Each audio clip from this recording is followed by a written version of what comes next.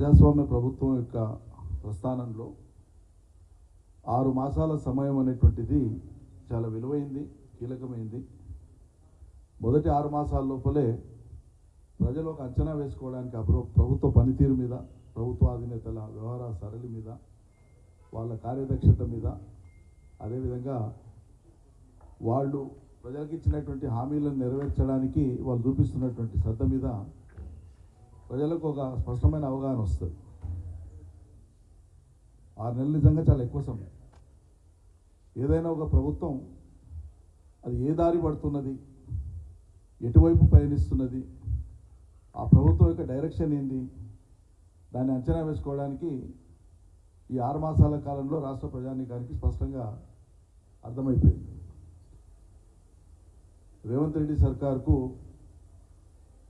ఆ పార్టీ అధికారంలోకి వచ్చే కంటే ముందు ఇచ్చినటువంటి హామీలను నెరవేర్చే దాని మీద శ్రద్ధ లేదు. ఎంతసేపు ఆత్మస్తుతి, పరనింద అనేటువంటి ఒక ఏకైక అజెండాను మాత్రమే ముందు పెట్టుకొని సాగుతున్నట్లుగా స్పష్టంగా కనిపిస్తూ ఉన్నది. డైరెక్షన్ లెస్ ఉంది ప్రభుత్వం, ఓ దారితెన్ను లేకుండా ఉన్నది. ఒక నిర్మాణాత్మకమైనటువంటి పద్ధతిలో తామిచ్చినటువంటి హామీల మీద ముందు దృష్టి పెట్టి ప్రజాపాలనను కొనసాగిస్తూ మునుపటి ప్రభుత్వం కంటే మెరుగైనటువంటి రీతిలో ఇగో మా ప్రభుత్వ చర్యలు ఉన్నాయి, మా ప్రభుత్వ విధానాలు ఉన్నాయి, మా ప్రభుత్వం యొక్క పనులు ఉన్నాయి, వీటి ఫలితం ప్రజలకు ఇట్లా అందుతుంది అని చెప్పి ఒక ఆత్మవిశ్వాసంతో చెప్పగలిగేటువంటి పరిస్థితి ఇలా ముఖ్యమంత్రి కానీ మంత్రిమండలి కానీ కనిపిస్తుంది. నోరు తెరిస్తే ఈ 6 మాసాల కాలంలో మనం చూసిందంతా కూడా గత ప్రభుత్వం మీద, గత ప్రభుత్వ అధినేతల మీద, గత ప్రభుత్వ కాలంలో సుమారు 9.5 ఏళ్ల కాలంలో ఈ రాష్ట్రంలో అమలైనటువంటి సంక్షేమం, అభివృద్ధికి సంబంధించిన అనేకమైన అంశాలు ఏ ఒక్కటి కూడా అది ప్రజలకు ఏది లాభం చేయనట్లు, సాంత్వన కూర్చనట్లు, మేలు ఒనగూరనట్లు, అన్నింటికన్నీ వైఫల్యమైనటువంటి విధంగానే వాటి మీదనే మాట్లాడుతూ వచ్చినారు. మిషన్ కాకతీయ అంటే ఫెయిల్ అన్నారు, మిషన్ భగీరథ ఫెయిల్ అన్నారు, కాళేశ్వరం ఫెయిల్ అన్నారు, డబుల్ బెడ్రూమ్ ఇల్లు కట్టనే లేదన్నారు. ఇక 1 కాదు 2 కాదు, గొర్రెలది ఫెయిల్ స్కీమ్ అన్నారు, అసలు ఇయ్యనే లేదన్నారు. ఏది తీసుకుంటే అది గత ప్రభుత్వ హయాంలో జరిగినటువంటి పనిని ఒక్కదాన్ని కూడా అవును ఈ ప్రభుత్వ హయాంలో ఇది జరిగింది, ఇది జరగలేదు, లేదా ఇది కొనదాకా జరగలేదు, లేదా ఇందులో పొరపాటు జరిగింది, ఈ రకమైన చర్చ ఎక్కడ లేదు. మొత్తమే ఏం జరగలేదని చెప్పి హోల్సేల్గా ఎగ్గొట్టేటువంటి మాటలు మాట్లాడడం, ఆ పథకాలకు కానీ ఆ ప్రయోజనాలకు కానీ దురుద్దేశాలను అంటగట్టడం.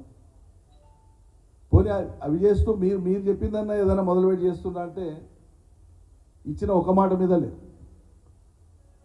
ఉచిత బస్సు అనేటువంటి తప్ప, మహిళలకు ఉచిత బస్సు తప్ప ఒక్కటంటే ఒక్కటి కూడా మాట మీద నిలబడలేదు. ఎప్పుడు మాట్లాడినా చాలా ఎదుటోళ్ళు అడిగేటువంటి వాళ్ళు ఏం తెలియక అమాయకులు అడుగుతుండేమో, వీళ్ళకే విజ్ఞానం లేదేమో అనుకునేటట్లు ఎదురుదాడి చేసి మాట్లాడతారు ముఖ్యమంత్రి కానీ మంత్రులు కానీ. ఇవన్నీ అమలు చేసినా కదా ఇంకేడున్నాయన్నట్టు మాట్లాడతారు. చివరికి ఎన్నికల సందర్భంగా రాహుల్ గాంధీ వస్తే ఆయనతో కూడా చెప్పించినారు మహాలక్ష్మి పథకం కింద 2500 పుడుతున్నాయని. అంటే ఇంత బ్లఫ్ చేయడం, చేయని దాన్ని, అమలు చేయని దాన్ని, ప్రారంభించిన దాన్ని కూడా ప్రారంభం అయిపోయినాయి, అమల్లో ఉన్నాయి, అన్నీ నెరవేర్చినాం, ఏదో 1-2 మిగిలిన అన్నీ అయిపోయినాయి అన్నట్లుగా టేక్ ఇట్ ఫర్ గ్రాంటెడ్గా తీసుకొని మాట్లాడడం అనేది అలవాటు అయిపోయింది. కాబట్టి వాళ్ళు ఇచ్చిన హామీలు అమలు కానటువంటి యొక్క ప్రతిఫలం లేదా దాని యొక్క రిఫ్లెక్షన్ ఏంటంటే ఇవాళ అన్ని వర్గాల ప్రజలు కూడా తీవ్రమైనటువంటి వ్యతిరేకత, అసంతృప్తిని కలిగి ఉన్నారు. ప్రధానంగా రైతాంగ ప్రజలు. కరెంటు కాడ వైఫల్యం ఈ సర్కారుది, నీళ్ళు ఇచ్చే కాడ వైఫల్యం. చివరికి వాళ్ళు పండించిన పంట కొంటామని చెప్పి కొనకపోగా నానా ఇక్కట్లు రైతులు పడ్డారు, ధాన్యం దడిచిపోయింది, చాలా రకాల ఇబ్బందులు పడ్డారు. బోనస్ ఇస్తామని ఎగ్గొట్టిండ్రు, బోనస్ మీద తలాతోకలేని మాటలు, ముందుతోన సన్నవడ్లకే ఇస్తామని, తర్వాత మిగతాయి కూడా పరిశీలిస్తున్నామని, విధి విధానాలు రూపొందిస్తున్నామని. 2 సీజన్లు అయిపోయాయి, వానకాలం యాసంగి సీజన్లు అయిపోయాయి. మీ బోనస్ అనేటువంటిది ఇంకా ఆ బోనస్ను కూడా నమ్ముతాడా? మీ బోనస్ అనేది ఒక బోగస్. కాంగ్రెస్ ఇచ్చినటువంటి రైతులకు బోనస్ అనేటువంటి ఆ మాట అయితే ఉందో అదొక బ్లఫ్, అదొక బోగస్ మాట. మీరు ఇంకో అదనపు బోనస్ ఏమి ఇచ్చిందంటేనంటే రైతుల మీద లాఠీచార్జ్ చేస్తున్నారు. సర్కారు వచ్చిన 6 నెలలకే రైతుల యొక్క డిమాండ్ల మీద రైతులు సంఘటితమై ఎక్కడన్నా కూర్చొని ఏదైనా ప్రభుత్వాన్ని అడుగుతున్నారంటే వాళ్ళ మీదకి పురమాయిస్తున్నారు పోలీసులు. మరి గతంలో ఎందుకో జరగలేదు? 9.5 ఏళ్ల కాలంలో ఎందుకో రైతులు లైన్లలో నిలబడలే? గతంలో ఎందుకో ఎరువుల కొరత రాలే? గతంలో ఎందుకో నీళ్లు లేక పంటలు ఎండిపోయినాయనే వార్తలు రాలేదు?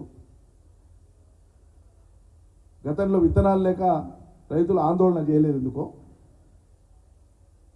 మరి కేసీఆర్ దిగిపోగానే ఇవన్నీ స్టార్ట్ అయితే ఇవన్నీ మీ గొప్పతనాలా? మరి మీ పనితీరుకు మీ గొప్పతనాలకు తార్కాణం ఇదంతా ఎట్లా అర్థం చేసుకోవాలి ప్రజలు?